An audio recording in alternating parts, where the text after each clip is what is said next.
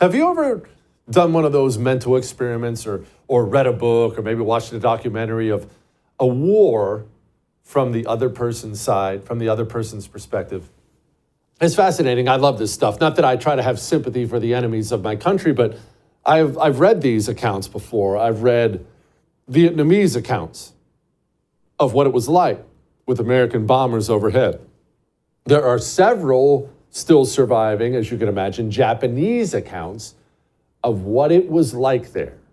So obviously we're about to talk about the United States military, but I want to talk about this really quickly because it explains why I'm so passionate about having a strong military and why I am so terrified at the rot that has taken place inside of ours.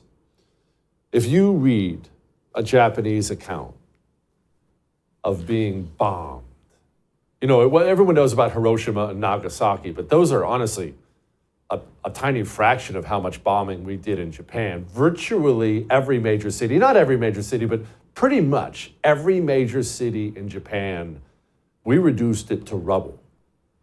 And to hear the accounting of what it's like when you could hear the planes coming.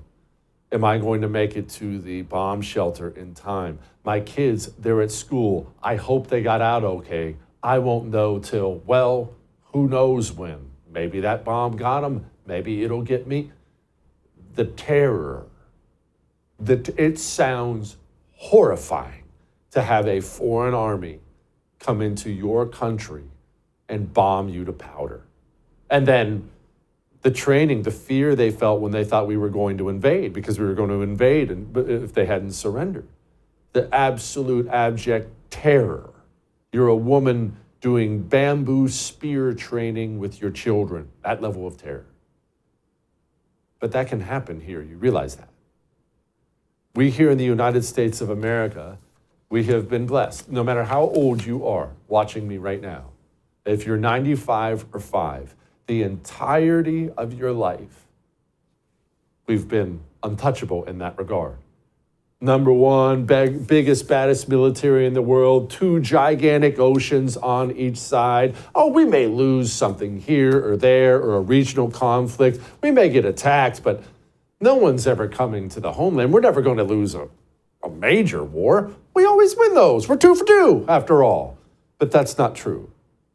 Every society in history, they've gotten really, really strong. The big ones, they've gotten really strong on the backs of their military. And the citizens in those societies convinced themselves for the longest time that they could never be beaten, that they were untouchable. Our military always wins. But that is not how history goes. Eventually, you send that invincible army off to war, and it doesn't come back again. And you wake up one morning looking around saying, wait, what? That can't happen. How could that have happened? Well, let's talk about how could that have happened. It's happening right now in front of your eyes. How can a military so big, so powerful, so invincible, how could it ever be beaten? Well, things like Afghanistan.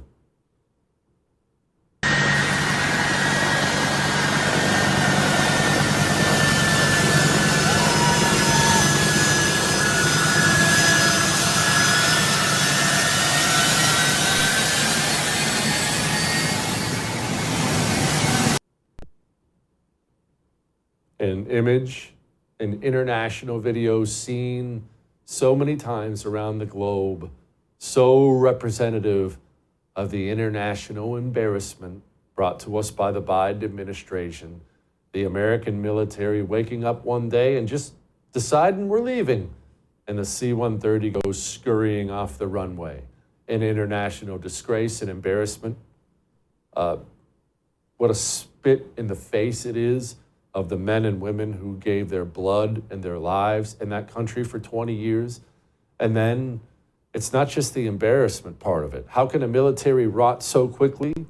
Well, in the military, accountability is everything. And we always knew that. I knew that as a young, dumb, enlisted grunt. Accountability is everything. Succeed or fail. If you fail, there will be accountability. Here in our military now, it has been so rotted out from within by the officer corps. The freaking chairman of the Joint Chiefs will bomb 10 innocent people in response to a terrorist attack, 10 innocent people, 6 of them children in Afghanistan, and he'll stare right in the camera and call it righteous. We know from a variety of other means that at least one of those people that were killed was an ISIS facilitator. So were there others killed? Yes, there are others killed. Who they are, we don't know. We'll try to sort through all that. But we believe that the procedures at this point, I don't want to influence the outcome of an investigation, but at this point we think that the procedures were correctly followed and it was a righteous strike. A righteous strike, but it wasn't. They made it all up. We vaporized 10 innocent people on our way out of the country, and nobody was held accountable for it at all. No accountability. Accountability's gone. How could a military get so weak? Well, it's also the people you bring into the military, you see. The people you bring in, they're the ones who run it. Kind of goes without saying, who are you bringing in? Well, you see that military, those Army Rangers scaling the cliffs on D-Day of Normandy? Do you think they would have signed up to join in a military whose advertisements were this? This is the story of a soldier who operates your nation's Patriot missile defense systems.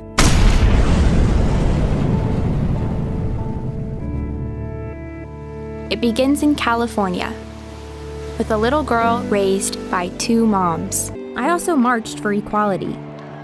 I like to think I've been defending freedom from an early age. Sure, I'd spent my life around inspiring women, but what had I really achieved on my own? One of my sorority sisters was studying abroad in Italy. Another was climbing Mount Everest. I needed my own adventures, my own challenge. And after meeting with an Army recruiter, I found it. A way to prove my inner strength and maybe shatter some stereotypes along the way. The people who win your wars for you don't join militaries like that. They go do something else. They go become cops, firemen, part of their community. They don't join the military. But you will get a bunch of vile little communists joining your military with ads like that, and they will rot it out from within. Now, what are we going to do about it? Well, Pete Hegseth sure sounds like the right man for the job. And you're precisely right. The military was a forerunner in courageous racial integration in ways no other institutions were willing to do. I served with men and women of all backgrounds because of the courage of people decades and decades ago. Incredibly important.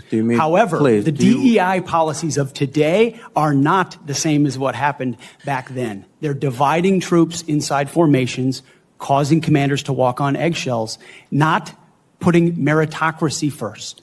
That's the indictment that's made by those serving right now. Excuse me. And why we're having this conversation. Sounds like the right man for the job. We need him, and we need a lot of reform. He has a monumental task ahead of him because the largest, most well-funded military in the world is not ready for prime time. That's the truth. Pete better get us there. All that may have made you uncomfortable, but I am right. I would thank you for coming to my YouTube channel, but I know how brilliant it is, and I know you love it here. So subscribe and watch. We're going to start really ramping things up and putting some funny stuff, some interesting stuff out there, some collaborations. Either way, my YouTube channel is officially the place to be. So stick around.